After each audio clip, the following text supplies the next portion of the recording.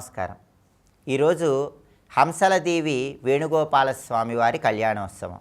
ఈ సందర్భంగా హంసలదేవిలో వేణుగోపాలస్వామి వారి కళ్యాణోత్సవాన్ని దర్శనం చేసుకోవటం, అలా వీలు కాని పక్షంలో మీకు దగ్గరలో ఉన్నటువంటి వేణుగోపాలస్వామి వారి ఆలయ దర్శనం చేయటం, వేణుగోపాలస్వామి ఆలయంలో ప్రదక్షిణలు చేయటం, దీపాన్ని వెలిగించడం ద్వారా వేణుగోపాలస్వామి అనుగ్రహం కలిగి రుణబాధల నుంచి సులభంగా బయటపడవచ్చు.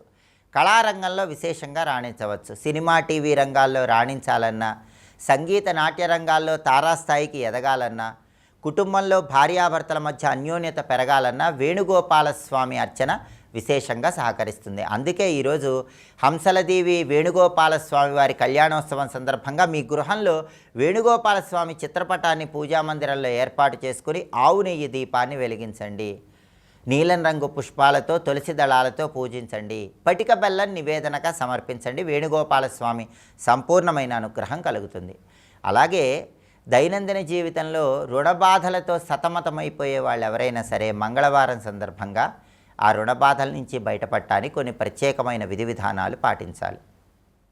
అన్ని రకాలైన అప్పుల సమస్యల నుంచి బయటికి వచ్చేటటువంటి శక్తి ఆంజనేయ స్వామి అభిషేకానికి ఉంటుంది.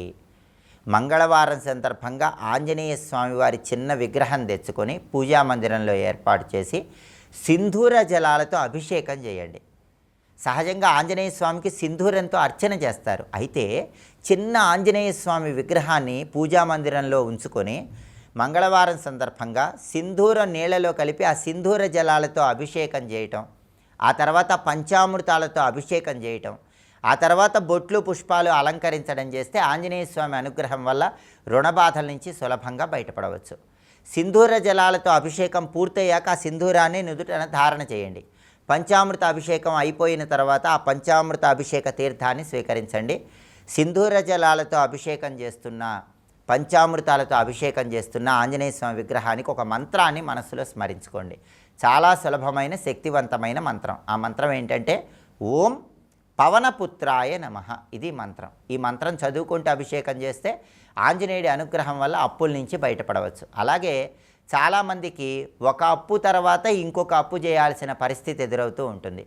అప్పు తర్వాత అప్పు, అప్పు తర్వాత అప్పు, ఇలా చేయాల్సినటువంటి పరిస్థితి ఏర్పడుతూ ఉంటుంది.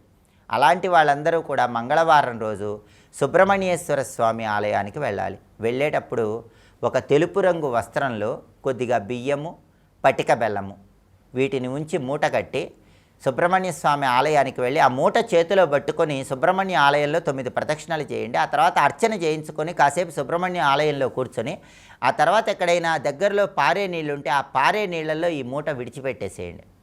దానివల్ల మీకున్న జాతక దోషాల తీవ్రతను తగ్గింపజేసుకొని సుబ్రహ్మణ్యుడి అనుగ్రహం వల్ల రుణబాధల నుంచి బయటపడవచ్చు. అలాగే రుణబాధలు ఎక్కువగా ఉన్న వాళ్ళు ఎవరైనా సరే పగడ గణపతి ఉంగరాన్ని ధారణ చేస్తే కూడా రుణబాధల నుంచి సులభంగా బయటపడవచ్చు.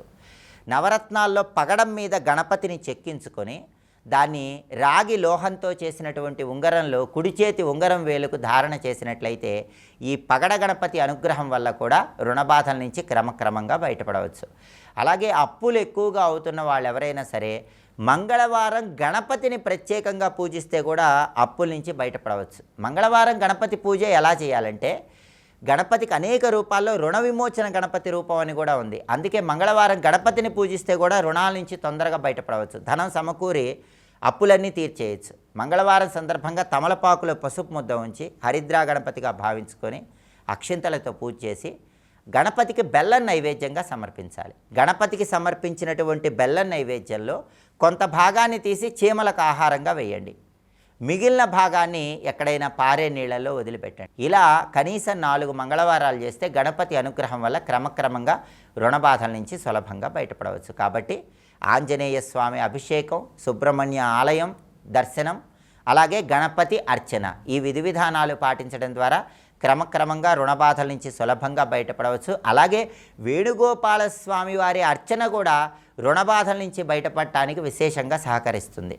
కాబట్టి హంసలదేవి వేణుగోపాలస్వామి వారి కళ్యాణోత్సవం సందర్భంగా వేణుగోపాలస్వామి సంపూర్ణమైన అనుగ్రహం కలగాలంటే ఒక ప్రత్యేకమైన మంత్రం చదువుకోవాలి. ఆ మంత్రం ఏంటో ఇప్పుడు మనం చూద్దాం. క్లీం వేణుగోపాల చరణౌ శరణమహం ప్రపద్యే దీన్ని మురళీధర మంత్రం అనే పేరుతో పిలుస్తారు. వేణుగోపాల స్వామికి సంబంధించిన శక్తివంతమైన మంత్రం. ఈ మురళీధర మంత్రం చదువుకుంటే వేణుగోపాల స్వామి అనుగ్రహం వల్ల రుణబాధలు తొలగిపోతాయి, వివాహ సమస్యలు అధిగమించవచ్చు, కళారంగంలో విశేషంగా రాణించవచ్చు. కాబట్టి హంసలదేవి వేణుగోపాల స్వామి వారి కళ్యాణోత్సవం సందర్భంగా ఈరోజు ఏ శక్తివంతమైనటువంటి మురళీధర మంత్రాన్ని ఇంట్లో దీపారాధన చేశాక ఇంటి యజమాని 108 లేదా 54 లేదా 21 సార్లు పఠిస్తే వేణుగోపాల స్వామి సంపూర్ణమైన అనుగ్రహం వల్ల సమస్త శుభాలను సిద్ధింపజేసుకోవచ్చు. ఇంకొకసారి చూద్దాం మరి. క్లీం వేణుగోపాల చరణం శరణమహం ప్రపద్యే. ఈ మంత్రపఠనం చేయండి, వేణుగోపాల స్వామి అనుగ్రహానికి పాత్రలు కండి. అలాగే ఆంజనేయ స్వామికి అభిషేకం చేసేటప్పుడు ఓం పవనపుత్రాయ నమః మంత్ర జపం చేయండి. ఆంజనేయుడి అనుగ్రహం ద్వారా రుణబాధల నుంచి సులభంగా బయటపడండి. స్వస్తి.